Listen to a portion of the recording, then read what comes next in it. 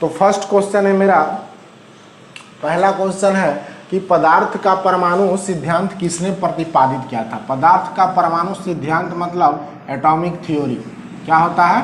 Atomic theory. तो पूछा जाता है कि एटॉमिक थ्योरी जो है किसने दिया है। ऑप्शन है वोगाड्रो, डाल्टन, न्यूटन और पास्कल। तो इन चारों में से जो एटॉमिक थ्योरी है वो किसने दिया था। तो राइट आपका आंसर क्या हो जाएगा? जॉन डाल्टन ने। कौन दिए थे? जॉन डाल्टन साहब ने दिए थे। ठीक है, तो एटॉमिक थ्योरी कौन दिए थे? John Dalton. और ये भी बताए थे कि जो एटम्स होता है ना, एटम्स जो होता है इसे हम लोग डिस्ट्रीब्यूट नहीं कर सकते, मतलब विभाजित नहीं कर सकते हैं। डिस्ट्रीब्यूट नहीं कर सकते हैं और विभाजित भी इसको नहीं कर सकते हैं। अलग अलग जो एलिमेंट होते हैं उसका जो एटम्स होता है वो सबका अलग अलग होता है। नेक्स्ट क्वेश्चन आपके पास है, यदि आपसे पूछ ले किसमें न्यूट्रॉन अनुपस्थित होता है।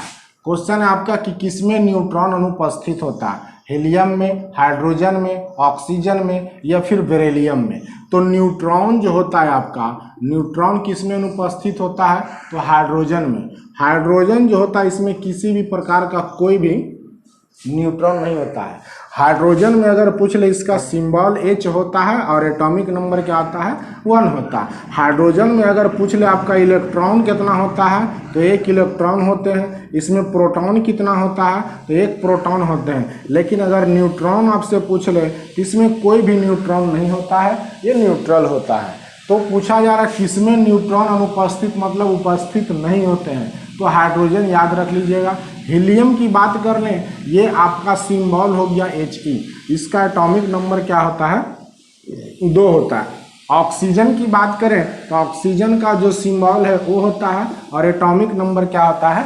8 होता है। अगर पूछ ले कि मनुष्य में सबसे ज़्यादा कौन सा एलिमेंट पाया जाता है, वो आप याद रखिएगा, ऑक्सीजन जो है 65% पाया जाता है। ठीक है, उसके बाद कार्बन 18% है और भी है, उसके बाद नाइट्रोजन आपका आता है। तो बहुत सारे एलिमेंट है, लेकिन पूछ लिए कि सबसे ज़्यादा मनुष्य में कौन सा एलिमेंट पाया जाता है, तो आपका ऑक्सीजन है। कितना परसेंट होता है? 65% होता है। हीलियम जो होता है एक हल्का गैस होता है। ये आपको जो एरोप्लेन होता है ना, एरोप्लेन के जो टायर होते हैं उसमें हवा भरने के काम आते हैं। दूसरा क्या होता है? बैलून जो होता है, बैलून में भरने का काम हीलियम आता है क्योंकि हवा से हल्की होती है।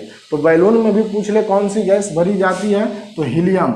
वायुयान या एरोप्लेन के टायर में किस गैस का यूज किया जाता है, तो हीलियम का यूज किया जाता है। और अगर हीलियम के बारे में पूछ ले, गोताखोर जो होते हैं, गोताखोर जो समुद्र के अंदर गोताखोर होते हैं, किसी भी चीज़ का पता लगाने या ढूंढने जाते हैं, तो जब अंदर जाते हैं तो सिलेंडर लेके जो जाते हैं उस सिलेंडर में क्या रहता है, तो ऑक्सीजन प्लस हीलियम, ये दोनों को मिक्स करके नीचे ले जाते हैं। तो हीलियम जो है हमारे लिए बहुत इंपॉर्टेंट है। इसका एटॉमिक नंबर क्या होता है? 2 होता है। सिंबल पूछ ले तो He होता है। एक क्वेश्चन है, आवेश रहित कण कौन सा है, मतलब किस पर आवेश नहीं होता है। तो आप समझ लीजिए अल्फा कण, प्रोटॉन, इलेक्ट्रॉन और न्यूट्रॉन। तो न्यूट्रॉन पर किसी भी प्रकार का कोई आवेश नहीं होता है। न्यूट्रॉन पर क्या होता है? आवेश नहीं होता है। प्रोटॉन पर अगर पूछ ले तो प्लस चार्ज होता है, इलेक्ट्रॉन पर पूछ ले तो माइनस चार्ज होता है। लेकिन न्यूट्रॉन पर कोई भी प्रकार की चार्ज नहीं होती है, न्यूट्रल होता है, मतलब आवेशहीन होते हैं। तो नेक्स्ट आपके पास 3 क्वेश्चन है। पहला क्वेश्चन क्या है कि किसमें ऋणात्मक आवेश होता है, मतलब इनमें से किसमें ऐसा है जो ऋणात्मक होता है, एक्स किरण, अल्फा किरण, बीटा किरण या फिर गामा किरण। तो याद रख लीजिए कि जो निगेटिव चार्ज होते हैं, निगेटिव चार्ज जो होते हैं वो किस पे होते हैं, तो बीटा किरण पे होता है। बीटा रे जो होता है उस पर कौन सा चार्ज होता है, निगेटिव होता है आपका। अल्फा किरण पे कौन सा चार्ज होता है, तो पॉजिटिव चार्ज होता है। ठीक है, अल्फा पे कौन सा होता है, पॉजिटिव चार्ज होता है। तो इसका राइट आंसर क्या हो जाएगा, बीटा किरण। दूसरा क्वेश्चन आपसे पूछ ले कि सबसे कठोर तत्व कौन सा है। इनमें जो हीरा, सीसा, प्लेटिनम या फिर टंगस्टन, इनमें से सबसे कठोर तत्व यानी हार्ड एलिमेंट कौन सा है। तो हार्ड एलिमेंट की अगर बात की जाए कि हार्ड एलिमेंट कौन सा है, तो आप समझ लीजिए हार्ड एलिमेंट जो सबसे कौन हो जाएगा आपका, हीरा हो जाएगा, जिसको क्या कहते हैं, डायमंड कहते हैं। ठीक है। सबसे हार्ड एलिमेंट पूछ ले तो हीरा यानी डायमंड है। इसका यूज जो होता है ग्लास काटने में किया जाता है, या फिर इसका यूज जो है ज्वेलरी में किया जाता है। ठीक है, ज्वेलरी में इसका यूज होता है या ग्लास को काटने में होता है। तो हीरा सबसे कठोर तत्व है या हार्ड एलिमेंट है। अगर आपसे पूछ ले कि मेटल में सबसे हार्ड कौन है, ये भी आपसे पूछ ले कि मेटल में सबसे हार्ड कौन होता है, तो मेटल में सबसे हार्ड कौन हो जाएगा, प्लैटिनम हो जाएगा आपका। मेटल में सबसे हार्ड कौन हो जाएगा, प्लैटिनम जो है सबसे हार्ड मेटल होता है। याद रखिएगा, सबसे हार्ड मेटल कौन सा है, प्लैटिनम है। शीशा की बात कर लें तो इसका पीबी सिंबल होता है और 82 इसका क्या होता है, एटॉमिक नंबर होता है। टंगस्टन की बात कर लें, इसका डब्ल्यू सिंबल होता है और 74 इसका क्या होता है, एटॉमिक नंबर होता है। टंगस्टन का यूज किया जाता है वो बल्ब के फ्यूज में किया जाता है। टंगस्टन का यूज, टंगस्टन एक मेटल है। तो इतने सारे क्वेश्चन याद रखिएगा। हीरा सबसे हार्ड कठोर है, सबसे कठोर तत्व है या फिर हार्ड एलिमेंट है। शीशा जो होता है ये आपका पीवी का 82 एटॉमिक नंबर है। टंगस्टन जो होता है इसका बल्ब के फ्यूज में यूज किया जाता है, डब्ल्यू सिंबल है और 74 आपका एटॉमिक नंबर है। नेक्स्ट क्वेश्चन है, सड़क की रोशनी में पीले लैंपों में किसका उपयोग किया जाता है, तो ये आपका सोडियम हो जाएगा। सोडियम का सिंबल पूछ ले Na होता है, एटॉमिक नंबर 11 होता है। अगर एटॉमिक मास पूछ ले तो 23 होता है। ठीक है, सोडियम का एटॉमिक नंबर 11, सोडियम का एटॉमिक मास 23 होता है और ये सोडियम का सिंबल है। तो सोडियम का यूज किया जाता है। सोडियम का यूज किस में किया जाता है, आपका जो सड़क की रोशनी में पीले लैंप होता है ना, उसमें किसका इस्तेमाल होता है, सोडियम का। नियॉन का सिंबल होता है Ne और इसका 10 होता है एटॉमिक नंबर। हाइड्रोजन H होता है, इसका 1 होता है। नाइट्रोजन अगर पूछ ले तो आपका N कितना होता है, 7। नाइट्रोजन अगर पूछ ले तो इन्वायरमेंट में सबसे ज़्यादा पाए जाने वाला एलिमेंट है कौन, नाइट्रोजन है। कितना परसेंट होता है, तो इन्वायरमेंट में 78% जो है नाइट्रोजन पाया जाता है। ऑक्सीजन अगर पूछ ले तो 21% ऑक्सीजन क्या होता है, ये भी पाया जाता है इन्वायरमेंट में। तो इन्वायरमेंट में सबसे ज़्यादा पाए जाने वाला एलिमेंट कौन हो गया आपका, नाइट्रोजन 78% होता है। अगर ऑक्सीजन की बात कर ले तो 21% होता है। नेक्स्ट क्वेश्चन हमारे पास है, पूछ रहा मुद्रणालय में कौन सी धातु मिश्रण होती है। मतलब जो मुद्रणालय मतलब क्या हो गया, प्रिंटिंग प्रेस। क्या होता है, प्रिंटिंग प्रेस। अब समझ लीजिए, प्रिंटिंग प्रेस जो होता है वो किसका किसका मिक्सचर होता है, मतलब एलॉय होता है। ठीक है, तो आप याद रख लीजिएगा, ये जो होता है आपका शीशा का होता है, प्लस में रहता है एंटीमनी, प्लस में एंटीमनी और प्लस में क्या होता है, टीन। ये तीन चीज का मिक्सचर अगर आपसे पूछ ले ये क्या होता है, प्रिंटिंग प्रेस होता है। तो आपका राइट आंसर क्या हो जाएगा, ऑप्शन नंबर बी, शीशा और एंटीमनी। दूसरा क्वेश्चन है, कौन सी धातु खुले वातावरण में जलने लगती है। तो आप याद कर लीजिए, एक तो सोडियम हो गया, दूसरा पोटेशियम हो गया। सोडियम और पोटेशियम जो है आपका ऐसा एलिमेंट है जो हाईली रिएक्टिव होते हैं। क्या होते हैं, हाईली रिएक्टिव होते हैं। हाईली रिएक्टिव होने के कारण ये स्वतंत्र अवस्था में खुले में रहने पर ऑटोमेटिक क्या होते हैं, जलने लगते हैं। इसलिए इसका प्रोटेक्शन करने के लिए इसको कहाँ पे रखा जाता है, तो केरोसिन ऑयल में रखा जाता है। मिट्टी के तेल में इसको डुबो करके रखा जाता है ताकि ये हवा के संपर्क में ना आए और स्वतः जलने ना लगे। तो याद रख लीजिएगा, सोडियम और क्या होगा, पोटेशियम, ये दोनों एलिमेंट जो है आपका खुले वातावरण में रखने से जलने लगती है। नेक्स्ट क्वेश्चन है, एल्यूमिनियम बनाने के लिए कौन सी मुख्य खनिज का उपयोग होता है। तो आप समझ लीजिए, एल्यूमिनियम एल सिंबल है, इसका एटॉमिक नंबर कितना होता है, 13।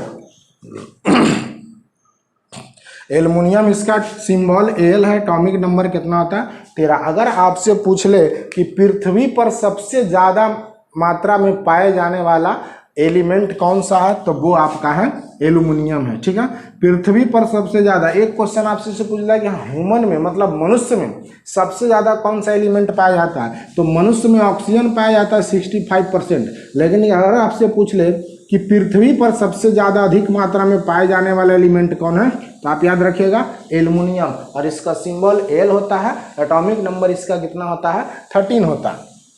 तो इसका राइट आंसर क्या हो जाएगा, बॉक्साइट हो जाएगा। एल्युमिनियम का जो ओर्स होता है, ओर्स जो होता है ये क्या होता है, बॉक्साइट होता है। हेमाटाइट किसका है, तो आयरन का है। हेमाटाइट जो है आपका आयरन का ओर्स है। हेमाटाइट, लिग्नाइट और मैग्नेटाइट, ये तीनों किसके हैं, तो आयरन के हैं। तो एल्युमिनियम बनाने के लिए कौन सी मुख्य खनिज का इस्तेमाल किया जाता है, बॉक्साइट का किया जाता है, याद रख लीजिएगा। क्वेश्चन मेरे पास ये है कि बिजली की जो इस्त्री होती है उसको गर्म करने के लिए कौन सी धातु का इस्तेमाल किया जाता है। तो बिजली की इस्त्री जो होती है यानी आयरन जो होता है, कौन होता है, आयरन, जिससे हम लोग आयरन करते हैं, ये किसका मिश्रण होता है, कौन सी धातु का, तो नाइक्रोम का। ठीक है, नाइक्रोम जो होता है आपका, नाइक्रोम ये भी मिश्रण होता है, किसका किसका ये मिश्रण होता है, तो पहले तो निकेल का होता है, प्लस में क्या रहता है, क्रोमियम रहता है। तो निकेल और क्रोमियम का ये मिश्रण होता है कौन, नाइक्रोम। ठीक है, और पूछ रहा बिजली की इस्त्री को गर्म करने के लिए कौन सी धातु का प्रयोग किया जाता है, तो आप समझ लीजिए इसमें नाइक्रोम हो गया आपका राइट आंसर। नाइक्रोम का इस्तेमाल करते हैं। नाइक्रोम क्या होता है, इसको जैसे ही हीट करते हैं ना तो इसकी जो लेयर होता है वो हीट हो जाता है और इसके नीचे का परत जो भी मतलब वायर होते हैं वो टूटने से क्या होते हैं, बच जाते हैं। तो याद रखना नाइक्रोम। दूसरा क्वेश्चन है तांबा किसके द्वारा शुद्ध होता है, डायरेक्ट याद रख लीजिए, विद्युत अपघटन से इसको क्या किया जाता है, शुद्ध किया जाता है, यानी इलेक्ट्रोलाइसिस प्रोसेस।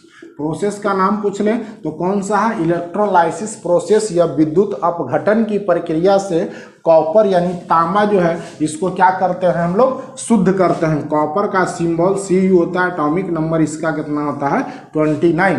तो इसको किसके द्वारा शुद्ध किया जाता है, विद्युत अपघटन के द्वारा या फिर इलेक्ट्रोलाइसिस, उसी को कहते हैं।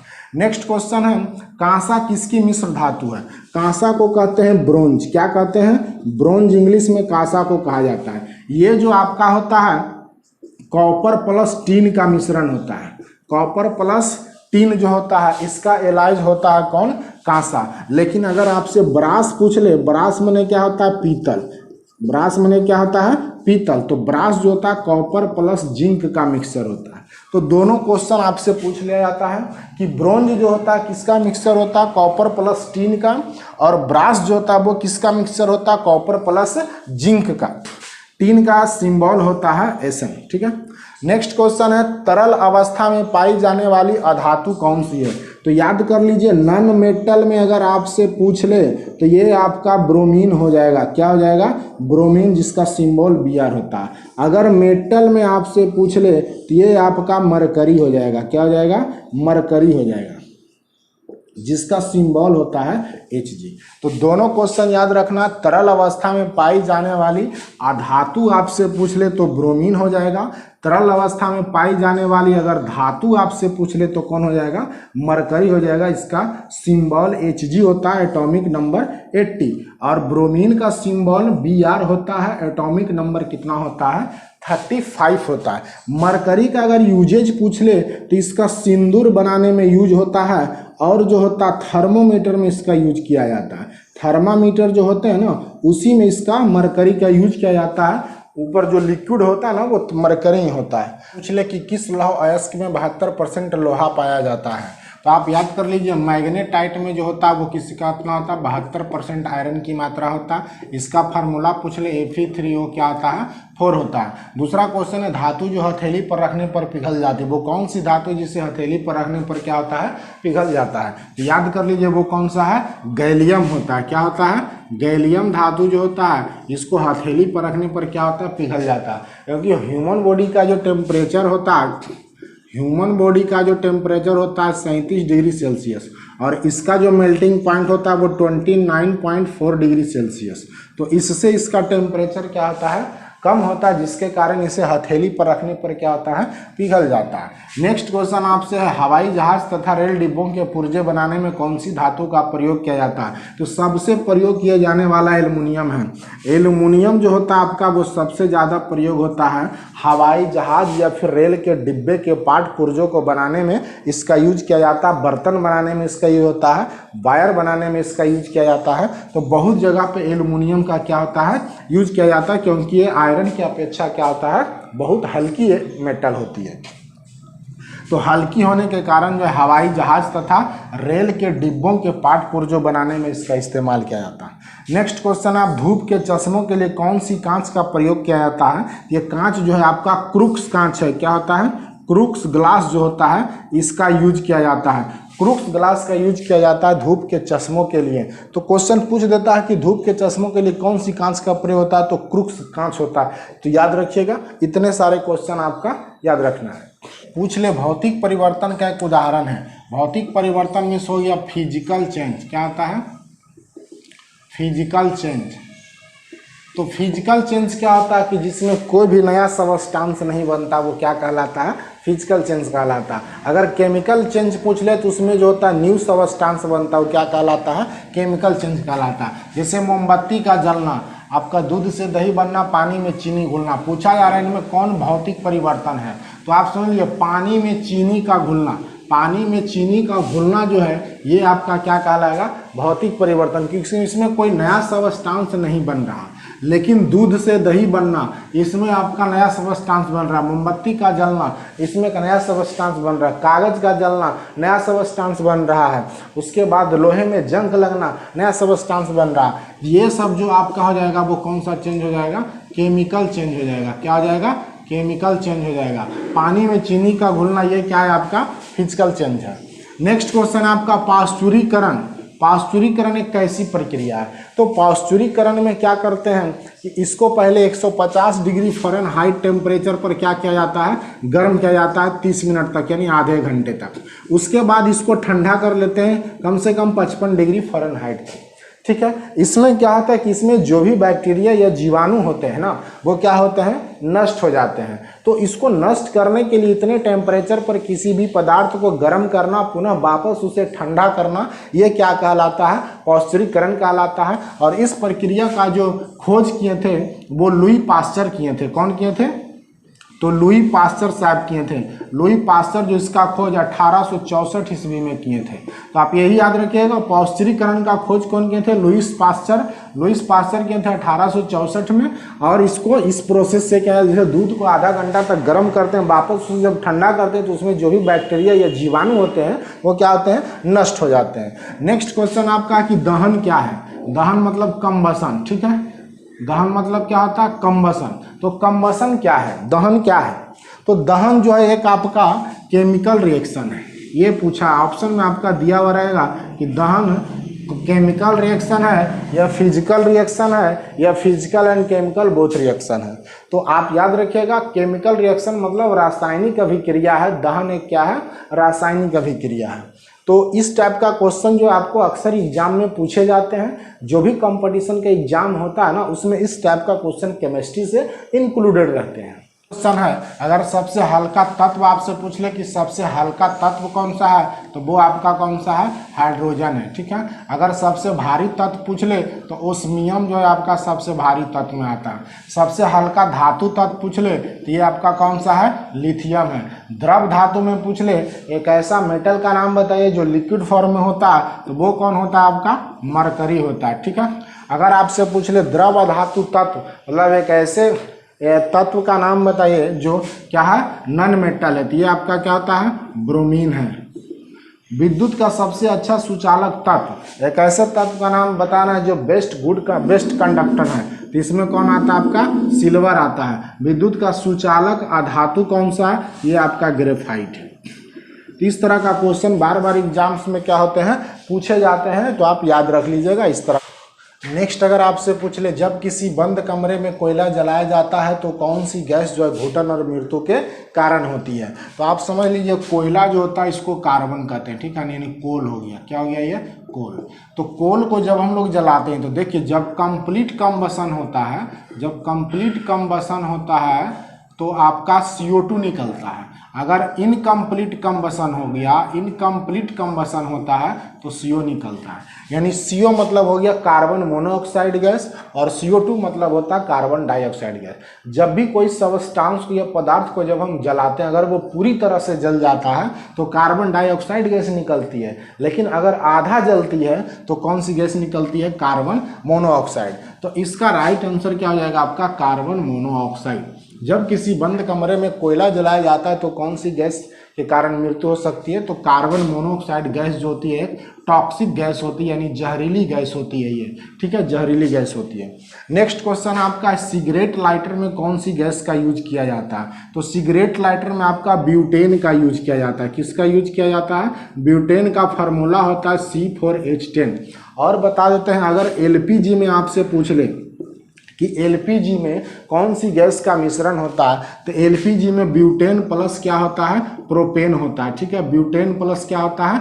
प्रोपेन होता है। प्रोपेन का फार्मूला C3H8 होता है, ये प्रोपेन का फार्मूला है। प्रोपेन का फार्मूला क्या होता है? C3H8 होता है। और ब्यूटेन का फार्मूला C4H10 होता है। LPG का फुल फॉर्म पूछ ले, लिक्विफाइड पेट्रोलियम गैस होता है। इसमें कौन सी गैस होती है? तो ब्यूटेन प्लस में क्या होता है? प्रोपेन। और इसमें सल्फर या मिथाइल मर्केप्टन को मिला दिया जाता है स्मेल के लिए, क्योंकि ये दोनों गैस जो होते हैं वो ऑर्डरलेस होते हैं, मतलब कि गंधहीन होते हैं, इसमें कोई स्मेल नहीं होता है। तो इसमें सल्फर या फिर मिथाइल मर्केप्टन को मिला दिया जाता है ताकि कहीं से भी गैस अगर लीकेज हो तो उसका स्मेल से पता चल सके। तो याद रख लीजिएगा, सिगरेट लाइटर में कौन सी गैस यूज होती है? ब्यूटेन होती है। मीथेन गैस का फार्मूला होता है CH4 और इसे मार्स गैस के नाम से जाना जाता है। कौन नाम से जानते हैं? मार्स गैस के नाम से। CNG का नाम सुने होंगे, CNG।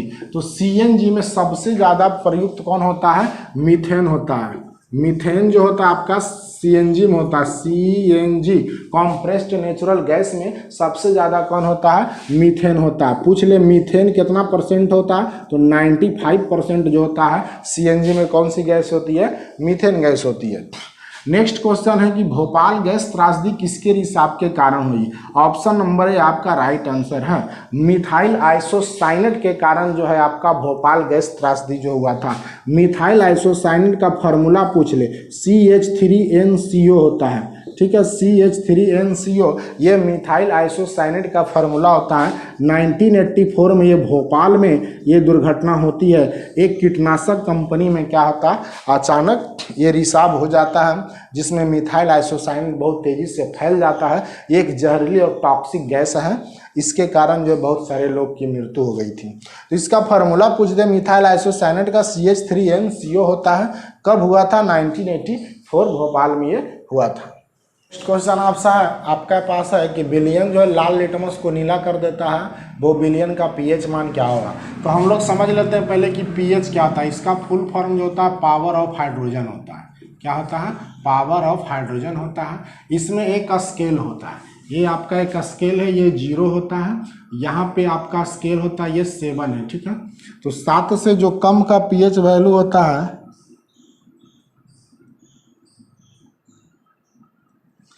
ये आपका क्या हो गया? एक स्केल हो गया। यहाँ पे 7 होता है, इधर 6, 5, 4, 3, 2, 1, 0, और इधर होता 8, 9, 10, 11 और इधर 12। इस तरह से स्केल होते हैं। ये जो आपका होता है ये न्यूट्रल कहलाता है, न्यूट्रल कहलाता है। ठीक है, तो पूछ लेता है कि उदासीन विलयन का pH मान या शुद्ध जल का pH मान। आपसे 2 क्वेश्चन पूछ ले, शुद्ध जल का pH मान क्या होगा या उदासीन विलयन का pH मान क्या होगा? उदासीन विलयन का pH मान, तो दोनों का आंसर क्या हो जाएगा?